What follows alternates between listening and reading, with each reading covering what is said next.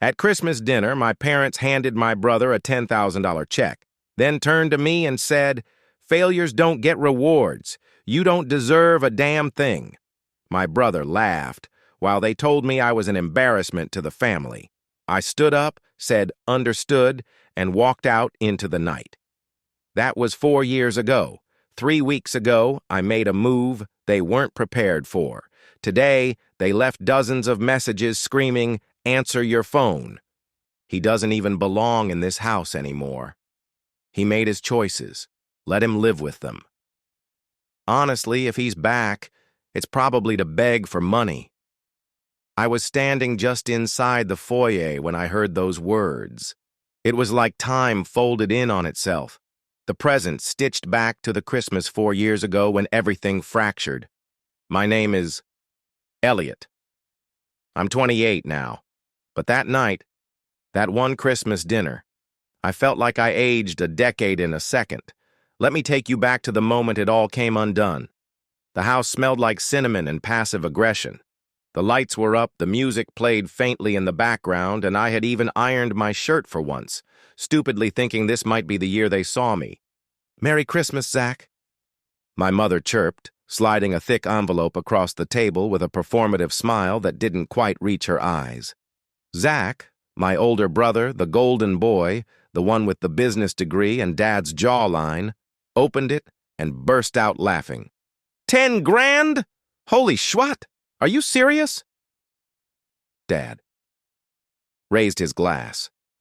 To our pride and joy. Then silence fell like a guillotine as their eyes turned to me. No envelope, no toast, not even a smile, just my father's gravel voice cutting through the air. "And you, Elliot, failures don't get rewards." He stared at me like I was a stain on the tablecloth. "You don't deserve a damn thing." Zach laughed. Mom didn't even flinch. My hands were shaking under the table. I forced myself to swallow the lump in my throat. I didn't cry, not in front of them. I stood up, straightened my shoulders, said, "Understood," and walked out into the night. No one followed. The cold hit me harder than I expected. I walked for 2 hours that night. I didn't have a plan, just pain. That winter was brutal. So was the year that followed. I worked the night shift at a 24-hour diner, sleeping in my car and spending my breaks teaching myself to code using the free Wi-Fi from the gas station next door. There were nights I thought about giving up, nights where I didn't eat, nights where I remembered their faces, the laughter, the scorn, and used it as fuel. Bitterness is a hell of a motivator, but so is the hunger to be seen. Fast forward 4 years. I co-founded a software company from a friend's garage. We almost went under twice, but we didn't. We got acquired. $6.2 million.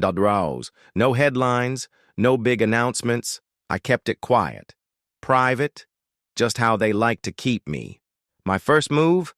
I bought their house through an LLC. Cash, no trace, no warning. Tonight was the night I delivered the notice. I walked through the same front door they once told me I didn't deserve to sit behind. The TV was on. Laughter echoed down the hallway. Not the warm kind. The sharp, mocking kind I knew too well. I stood at the edge of the living room. They didn't notice me until I cleared my throat. Evening. Their heads snapped around. Mom's. Wine glass tipped, splashing onto the rug. Dad's face twisted.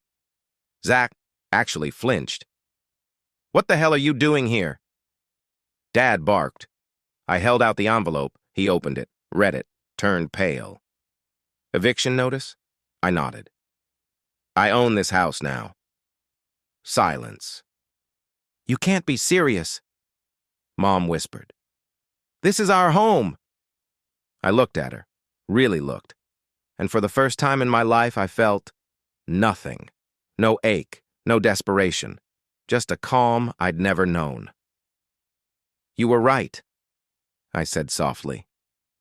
"I didn't deserve this house back then, but I do now, because I earned it, every inch."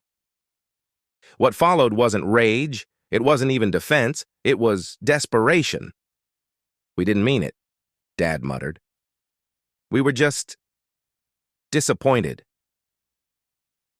You weren't supposed to succeed, Zach blurted. You were supposed to fail, man. And there it was, not guilt, not sorrow, just the raw discomfort of seeing the black sheep grow wings. I turned to leave. You have 30 days, I said. I'll be in touch with the lawyers. That night I turned off my phone. By morning I had 53 missed calls. Voicemails that shifted from angry to pleading to sobbing.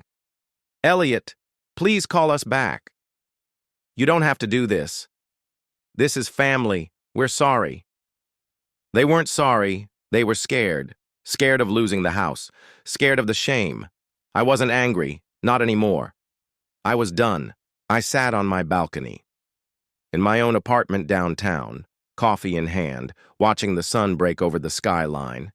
And for the first time in years, I didn't feel small or invisible or like a mistake. I felt free. I don't share this story out of revenge.